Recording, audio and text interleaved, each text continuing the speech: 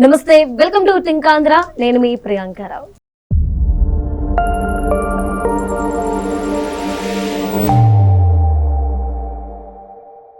ఈరోజు జగన్మోహన్ రెడ్డి గారు తెనాలిలో పోలీసులు ముగ్గురు దళిత యువకుల్ని 3rd డిగ్రీ ప్రయోగించడం అనేది అందరూ చూశారు. అయితే అది ఎందుకు జరిగింది అనే దానికి కూడా ఎక్స్ప్లెనేషన్ అనేది వచ్చింది. ఇప్పుడు జగన్మోహన్ రెడ్డి గారు వారిని పరామర్శించారు. ఇప్పుడు ఇదే పెద్ద ప్రశ్నార్థకంగా ఉంది. ఎందుకంటే ఒక గంజాయి బ్యాచ్ ని సీఎం గా చేసిన వ్యక్తి ఎలా పరామర్శించడానికి వెళ్తారు, మీరు వారిని ఎలా వెనకేసుకొస్తారు అని చెప్పేసి క్వశ్చన్స్ రేజ్ అవుతున్నాయి. అయితే టీడీపీ నుండి కావచ్చు, ప్రజలు కావచ్చు, మరొక ప్రశ్న కూడా అడుగుతున్నారు. వీళ్ళు దళితులు, చంద్రబాబు నాయుడు గారి ప్రభుత్వం అంటే కూటమి ప్రభుత్వంలో దళితుల మీద దాడి అని చెప్పేసి మీరు అంటున్నారు. మరి డాక్టర్ సుధాకర్ గారు, డ్రైవర్, వీళ్ళు కూడా దళితులే కదా, వీళ్ళ విషయంలో మీరు ఎందుకు పరామర్శించలేదు అని కూడా ప్రశ్నిస్తున్నారు. సో ఎలా చూడాలి ఆయన పరామర్శ? దీనికి సంబంధించి మనతో మాట్లాడడానికి ప్రముఖ పొలిటికల్ అనలిస్ట్ అడుసుమల్లి శ్రీనివాస్ గారు ఉన్నారు. ఆయనతో మాట్లాడదాం. నమస్కారం. నమస్కారం అండి. సరే, ఈ రోజు జగన్మోహన్ రెడ్డి గారు తెనాలి యువకుల్ని పరామర్శించడానికి, దళిత యువకుల్ని పరామర్శించడానికి వెళ్ళారు. ఆయన హయాంలో కూడా దళితులు బాధింపబడ్డారు. అప్పుడు లేని పరామర్శ ఇప్పుడేంటి అని క్వశ్చన్ చేస్తున్నారు. ఒక సీఎం గా చేసిన వ్యక్తి గంజాయి బ్యాచ్ ని పరామర్శించడానికి ఎలా వెళ్తారు అని కూడా క్వశ్చన్ రేస్ అవుతుంది. సార్, మీరేమంటారు?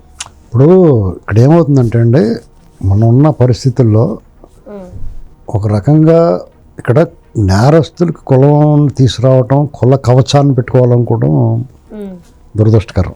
అంటే ఇక్కడ ఏమవుద్దంటే అండి, ఒక సమాజానికి, ఒక వర్గాలకి, కొన్ని వర్గాలకి రాజ్యాంగం ఒక రక్షణ కల్పించింది. సమాజంలో అణిచివేత, నిరంకుశం, నిర్బంధం, తరాలుగా వాళ్ళ బానిసత్వం, వాళ్ళని వేధించిన తీరు, సమాజం వాళ్ళని చూసిన చిన్న చూపు, దీనికి విరుగుడుగా డాక్టర్ బాబాసాహెబ్ అంబేద్కర్ గారు కానీ, జాతి నిర్మాతలు కానీ రాజ్యాంగం ద్వారా కొన్ని హక్కులు, రక్షణ కల్పించారు. దాన్ని వాళ్ళు సద్వినియోగం చేసుకున్న వాళ్ళు చాలా ఉన్నత స్థానాలకు ఎదిగారు. భారత రాష్ట్రపతులు అయ్యారు, గవర్నర్లు అయ్యారు, ముఖ్యమంత్రులు అయ్యారు, దాన్ని బాగా విద్యావేత్తలు అయ్యారు. దాన్ని సక్రమంగా వినియోగించుకోవాలి, వాళ్ళని ఆదర్శంగా చూపించాలి, మిగతా వాళ్ళని కూడా మార్చాలి. దురదృష్టం ఏంటంటే ఇక్కడ నేరస్తులు, నేరానికి ఒక కులం ఉండదండి. నేరం స్వభావం అనేటువంటి రోగం సోకడానికి దానికి ఫలానా కులమైతే ఎక్కువ సోకుతాను, లేకపోతే సోకరని ఏముండదు. ఏ కులంలో అయినా ఆ నేరస్తులు ఉంటారు, ఆ స్వభావం ఉన్నవాళ్ళు ఉంటారు. ఇక్కడ పోలీసులు బహిరంగంగా శిక్షించడం, 4 గోడల మధ్య కొడితే ఓకేనా? కాదు కదా, ఎక్కడ కొట్టినా తప్పే. ఇటు చట్ట ప్రకారం అంటే మ్యాన్ హ్యాండ్లింగ్ చేయటం కానీ, 3rd డిగ్రీ కానీ ఈ చట్టం అంగీకరించదు. కానీ దొంగలు నిజాలు చెప్పాలన్నా, ఈ దోపిడీదారులు గుట్టు విప్పాలన్నా, అరాచకానికి అడ్డుకట్ట వేయాలన్నా మరి దండం తప్పదు కదా. అయ్యా బాబునికి అడ్డం కింద బెల్లముక్క పడితే వెండి కదా ఎవడన్నా. ఇది చెట్టు ముందా విత్తు ముందా లాంటి ఒక ధర్మ సంకటం. ఇది పోలీసు వ్యవస్థ పట్ల మనకి భయం, భక్తి, గౌరవం అన్నీ ఉండాలి ఏకకాలంలో. ఇక్కడ వాళ్ళు కొన్ని ప్రభుత్వాల ఆధ్వర్యంలో పనిచేస్తున్నప్పుడు వాళ్ళ మీద గౌరవం తగ్గుతుంది, కొన్నిసార్లు గౌరవం పెరుగుతుంది. వాళ్ళలో నీతి నిజాయితీ ఉండేది, వృత్తి ధర్మం పట్ల నిమ్మద్దతో పనిచేసే వాళ్ళు ఉండేవారు. తర్వాత చాలా దారుణంగా వ్యవహరించిన వాళ్ళు మనం గత 5 ఏళ్ళలో స్పష్టంగా చూసేసాం. అంతకుముందు కూడా ఉన్నారు అలాంటి వాళ్ళు. మొన్న అయితే మొత్తం కొట్లాడి తీసుకుని చూపించేశారు అంతా మేము అలాంటి వాళ్ళమని. ఇక్కడ అందుకుని ఏమవుద్దంటే ఆ వ్యవస్థ పట్ల ప్రజలకు ఒక అపనమ్మకం ఏర్పడింది. దాన్ని ఈ anti social elements, Jaganmohan Reddy లాంటి అరాచకవాదులు దాన్ని వాడుకుంటారు. ఇది సమస్య ఇక్కడ. ఇప్పుడు నీకు ఆ సిస్టమ్, పోలీసు వ్యవస్థలో మంచి చెడు 2 ఉన్నాయి. వాళ్ళలో చెడు ఎస్టాబ్లిష్మెంట్ అతనే చేశాడు, ఆ వ్యవస్థను తను నమ్మనని చెప్పాడు, అదే వ్యవస్థను అడ్డం పెట్టుకుని ప్రత్యర్థులను వేధించాడు. ఇవాళ ఆ వ్యవస్థలో లోపాలని హైలైట్ చేస్తా తన కోసం వాడుకుంటున్నాడు. అది జరిగింది. ఇప్పుడు ఇక్కడ నడి రోడ్డు మీద కొట్టిన వాళ్ళతో తప్పని ఒక పక్క దాన్ని అలా ఉంచండి. ఆ తన్నులు తిన్న వాళ్ళు, రోడ్డు మీద తన్నులు తిన్న వాళ్ళు, లాఠీ చార్జ్ చేయబడిన వాళ్ళు ఏమన్నా చాలా సొంత పూసలో గురుకులం నుంచి అయినా తీసుకొచ్చారు వాళ్ళని? కాదు కదా. ఒక్కొక్కడు ఒక్కొక్క 10-20 కేసులు ఉన్నాయి వాళ్ళ మీద. చైన్ స్నాచింగ్ కేసులు ఉన్నాయి, అమ్మాయిల్ని నమ్మించి చంపేసిన కేసులు ఉన్నాయి, తర్వాత దోపిడీ కేసులు ఉన్నాయి, దాడుల కేసులు ఉన్నాయి, అరాచకం కేసులు ఉన్నాయి, రౌడీయిజం కేసులు ఉన్నాయి, రౌడీ షీట్లు ఓపెన్ చేసి ఉన్నాయి వాళ్ళ మీద. కాబట్టి మనం వాళ్ళ పట్ల జాలి చూపించి పోలీసుల నైతిక స్థైర్యాన్ని మనం శాఖాపరమైన చర్యలు తీసుకోవచ్చు. పబ్లిక్ పోలీసు వ్యతిరేకంగా ఉండకూడదు. డిపార్ట్మెంటు పోలీసుల మీద చట్ట ప్రకారం చర్యలు తీసుకోవాలి, కానీ పబ్లిక్ మాత్రం పోలీసుల నైతిక బలం కల్పించాలి. నువ్వు మంచి వాళ్ళని ఏం చేయకుండా ఒక పెట్రోల్ కొడితే మేము అందరం మీకు చేయకూడతామని చెప్పాలి. ఇది మనం చేయాల్సింది. అది మానేసి జగన్మోహన్ రెడ్డి వెళ్ళి వాళ్ళని పరామర్శ అతని ఉద్దేశం అలాంటిది. అతను మోడే సాపరానికి పనికొచ్చే మనుషులు వీళ్ళంతా. అరటి తోటలు తగలబెట్టిన వాడిని ఎంపీ చేశాడు, పచ్చి బూతులు తిట్టిన వాడిని మంత్రి చేశాడు, పార్టీ ఆఫీసులు ధ్వంసం చేసి ప్రత్యర్థి నాయకుడి మీద ఇంటికి మీద దెబ్బడికెళ్ళిన వాడిని మంత్రి చేశాడు, చంపేసి డెలివరీ ఇచ్చినోడికి ఎమ్మెల్సీ ఇచ్చాడు. అతనికి అది అభ్యాసం. అతనికి మంచి వాళ్ళు నచ్చరు. దొంగోళ్ళు, రౌడీ షీటర్లు, దుర్మార్గులు, దోపిడీదారులు, బందిపోటు దొంగలు, దండుపాళెం బ్యాచ్ అంటే ఇష్టం అతనికి. అతను కూడా అలాంటి కాబట్టి అర్థమైందండి. ఇవాళ ఒకంతూ మెచ్చుకోవాలి అతన్ని.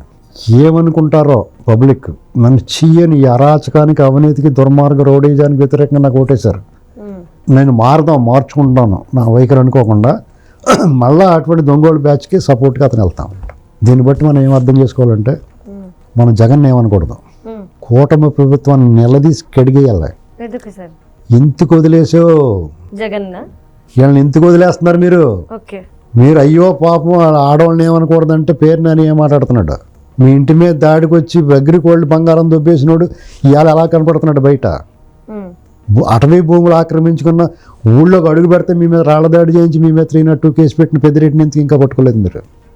ఇలా ప్రశ్నించాలి, రోజు ప్రెజర్ పెట్టేయాలా. జగన్ ఏమనకూడదు, కూటమి ప్రభుత్వం రోజు మీద ఎక్కి దిగేయాలి మనం. ఎందుకంటే వాళ్ళు నైతిక బలం ఇవ్వాలి మనం. దానివల్ల మనల్ని విమర్శ కాదు అది. నువ్వు వాడు కొట్టు ఇప్పుడు చూడండి, అక్కడ రోమన్ సామ్రాజ్యంలో ఇద్దరు కొట్టుకుంటుంటే చుట్టూరు కూర్చుని కొట్టు చంపు అంటూ ఉంటారు, కిలియం అంట. అలాగే అనాలి మనం. అలాగంటే వీళ్ళకి ప్రజలు యాక్సెప్ట్ చేస్తున్నారా బాబు, ప్రజలు ఒప్పుకుంటున్నారు అని ప్రజల కోసమే చేస్తారా పని. మామూలుగా అయితే ఆ పని చేయటండి, చట్ట ప్రకారం వెళ్దాం, రాజ్యాంగం ఇవన్నీ అంటూ ఉంటారు. నిజంగా ఆ పని మన పని అయిపోలేదు ప్రజలతో. జగన్ ఓడించి ఇంటికి పంపించడంతో అయిపోలేదు. జూన్ 4వ తారీఖున అతను విద్రోహ దినం, వెన్నుపోటు దినం అంటున్నాడు చూసుకోండి. మనం విజయోత్సవ దినం అనుకుని ఊరుకుంటే సరిపోదు, విముక్తి దినంగా చూడాలి దాన్ని. ఆ విముక్తిని, స్వేచ్ఛని కంటిన్యూ అయ్యేలా చూసుకోవాలి. అంటే ప్రజల పని అయిపోలేదు, ఇంకా మనం పోరాడాల్సింది ఇంకా ఉంది. అతను జగన్మోహన్ ఓడించడానికి పోరాడి ఓడించాము, అతను శిక్షించడానికి ఇప్పుడు ఈ ప్రభుత్వమే పోరాడాలి. ఇది అంతం కాదు, ఇది ఆరంభము కాదు, ఇది కంటిన్యూస్ ప్రాసెస్. సార్ అంటే జగన్మోహన్ రెడ్డి గారు ఈరోజు పరామర్శ ఏదైతే ఉందో దీన్ని బేస్ చేసుకుంటే ఆయన ఇంతకు ముందు ఒక మాట అన్నారు, ఇప్పుడు వరకు జగన్ ని చూసారు, ఇక్కడ నుండి జగన్ 2.0 చూస్తారు అని. సో ఈ 2.0కి కావాల్సిన వాళ్ళందరినీ గ్యాదర్ చేసుకుంటారు. అంతే. ఇప్పుడు అతను ఇలాంటి వాళ్ళందరినీ జాగ్రత్తగా రెడీ చేసుకుంటాడు, పదవులు ఇస్తున్నాయండి. బ్లేడ్ బ్యాచ్, గంజాయి బ్యాచ్, రౌడీ షీటర్లు, హంతకులు, వీళ్ళందరినీ లైన్లో పెట్టుకుంటాడు. రేపు పొద్దున్న నేను అరెస్ట్ చేయరు ఇంకో వీళ్ళందరూ రోడ్డు మీద చలరలు చేస్తారన్నమాట. మీరు నేను పారిపోతున్నాం, దూరం కిటికీలోని చూస్తాం పైకెక్కేసి. దెబ్బలాట్లకి వెళ్ళలేం కదా, మాట్లాడతాం కానీ దెబ్బలాట్లు ఏం ఆడతాం. వాళ్ళు అలా కాదు కదా, తన్నులు తింటారు, తంతారు, గొడవలు చేస్తారు, రక్తం ఇచ్చేస్తారు, రక్తం తీసేసుకుంటారు, రక్తం తాగేస్తారు. జగన్ మోహన్ రెడ్డి 7 మొగలు ఆనందం చూడాలని చూస్తారు. ఇది అతను మూడో సాపరండి. ఏం చేయాలి మీరు, ఈ వాటికి లోపల పెట్టాలి, ఎక్కడ మొగమాట లేకుండా. ఎవరేమనుకుంటారో అని ఆలోచన, సానుభూతి వస్తుందేమో అనుకోండి. జనం అందరూ ఆయన లోపల వేసేవే బాబు అని కోరుకుంటుంటే ఇంకే సానుభూతి వస్తుంది. నోరెత్తి మాట్లాడాలో మొగం పగలు కొట్టాలి. కొన్నాళ్ళు ఎమర్జెన్సీలో ఏం చేస్తారు, అత్యవసర పరిస్థితి వచ్చినప్పుడు స్వరాలు అన్నట్లు తాళం వేస్తారా. మీరు ఒక మంచి పని చేయాలనుకున్నప్పుడు డిక్లేర్ చేయాలంతే, war against atrocity, war against corruption. ఇలాంటి వాళ్ళని వార్ అగైనెస్ట్ డెమన్స్, వీళ్ళకి ఎదురుగా మీరు యుద్ధం చేస్తున్నప్పుడు అత్యవసర పరిస్థితి ప్రకటించాలా. ఎవడు నోరిపుతాడు మొహం పగిలిపోవాలంతే. అప్పుడు అంతా సర్దుకున్న తర్వాత అప్పుడు మీరు మళ్ళీ తెల్లబట్టలు కాషాయం వేసుకుని శ్రీరామ జయరామ అనుకున్నా ఎవడేమనుకోండి. ఓ పక్క నుంచి వాళ్ళు 10 మాసాలు రక్తం తాగేస్తుంటారు, మనుషులు కోసుకుని తినేస్తూ ఉంటే మీరు ఓం నమ శివాయ అంటే ఏమవుద్ది? దేవుడు రావడానికి టైం పడుతుంది, చాలా లక్షల కోట్ల కాంతి సంవత్సరాలు ఉంటుంది. అక్కడి నుంచి ఆయన ప్రయాణం చేసి రావాలి కదా, దేవుడు కాపాడటానికి, ధర్మం కాపాడటానికి టైం పడుతుంది. లక్షల కోట్ల కాంతి సంవత్సరాల దూరంలో ఉంటాయి. మరి అక్కడి నుంచి రావాలి కదా, రాకెట్ కూడా చాలా టైం పడుతుంది కదా పైకి వస్తానికి. వీళ్ళు దెయ్యాలు ఇక్కడే ఉన్నాయి కదా, ఇంత గోల్డ్ వేసుకుని పీకెత్తాయి. సార్ అంటే ఈయన దళితుల మీద దాడి అని చెప్పేసి బూటకాలతో తన్నారు, 3rd డిగ్రీ అని చెప్పేసి జగన్మోహన్ రెడ్డి గారు అంటున్నారు. ఎవరైతే వీళ్ళు కానిస్టేబుల్ ని ఏడిపించారని చెప్పేసి అంటున్నారో ఆయన కూడా ఒక దళితుడే కదా. మీకు ఇక్కడ నేను కులం పేరు ఎత్తడానికి నాకు ఇష్టం ఉండదండి. కానిస్టేబుల్ ని కొట్టడం వాళ్ళు తప్పు, వాళ్ళని నడి రోడ్డు మీద వాళ్ళు చేసిన తప్పులు కొట్టడం అసలు తప్పే లేదు. వాళ్ళు దళితుల లేదా రెడ్ల, రాజుల, కమ్మరి ఎవరైనా అలా కొట్టాలి. ఓ భయం కల్పించాలి, ఒక భక్తి రావాలి వాళ్ళ మీద. ఓ భయం భక్తి 2 ఉండాలి, ఏకాలంలో ఉండాలి. లేకపోతే వాళ్ళు అక్కడ ఐతానగర్లో తెనాల్లోనూ ఎంత దారుణాలు చేస్తున్నారు వాళ్ళు. వీడియోలో తిరుగుతున్నాయి కదా బయట. అవును సార్, రీసెంట్ గా కూడా చూసాము ఒక అబ్బాయిని ఎలా అక్కడ కొట్టడం అనేది. మీకు దళితులే అలా చేస్తారని అనుకోకూడదు. ఎవడన్నా చేస్తాడు, ఎవడు చేసినా కొట్టేయాలి పట్టుకుని వాళ్ళని. మనిషి, ఆ. ఇప్పుడు మీకు ఇక్కడ నగర బహిష్కరణలు చేస్తారు. నగర బహిష్కరణ ఆహ్వానించదగ్గ పరిణామం. ఒక వ్యక్తి స్వేచ్ఛను హరించి నువ్వు ఈ ఏరియాలో ఉండకూడదు, వెళ్ళిపోవాలంటే అది కరెక్టా? ఉమ్, మరి దాన్ని ఎందుకు యాక్సెప్ట్ చేయరు? కత్తి మహేష్ నాళ్ళని అప్పుడు బహిష్కరించలేదా? ఓకే. తీసుకెళ్ళి వదిలేసారు, అక్కడ అడవిలో వదిలేసినట్టు. ఇక్కడ ఇది రాజకీయ కుట్ర చేసి బద్నాం చేద్దాం అన్నటువంటి వాడు బుద్ధి బయటెట్టుకుంటున్నాడు. ఉమ్, సాధారణ ప్రజలందరూ కూడా తెల్లబట్టలు వేసుకుని రోడ్డు మీదకి వచ్చి పోరా కుక్క అని చెప్పి అనాలి. ఇప్పుడు ఉమ్, అలాగ అన్నామని కొట్టేస్తారేమో అని భయం వాళ్ళకి. ఒకటి మాత్రం నిజమండి, ఉమ్, జగన్మోహన్ రెడ్డి మారడం, ఉమ్, అతను మార్పు ఆశించడం తప్పు. ఓకే. అతను ఆ, ఒక అత్యంత రక్త పిశాచి, ఉమ్, పిపాసి. ఈ ప్రభుత్వం అతన్ని ఎలాంటి పరిస్థితుల్లో కూడా బయట తిరగకూడదు. ఉమ్, ఇప్పుడు వాళ్ళు ఉన్నారు అక్కడ పిల్లలు దెబ్బలు తిన్న వాళ్ళు, వాళ్ళలో ఎప్పటికైనా మార్పు వస్తుందేమో.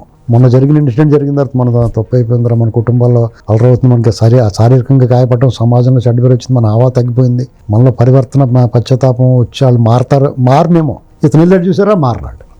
మనం చేసింది మంచిదే, మనకు ఒక మద్దతు ఉంది, మనం ఇంకా గట్టిగా చేయొచ్చు అనుకుంటారు వాళ్ళు.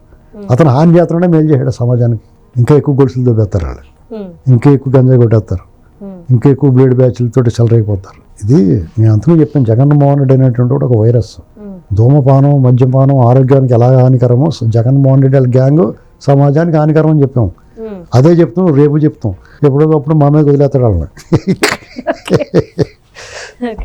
Okay. Right. Thank you so much sir.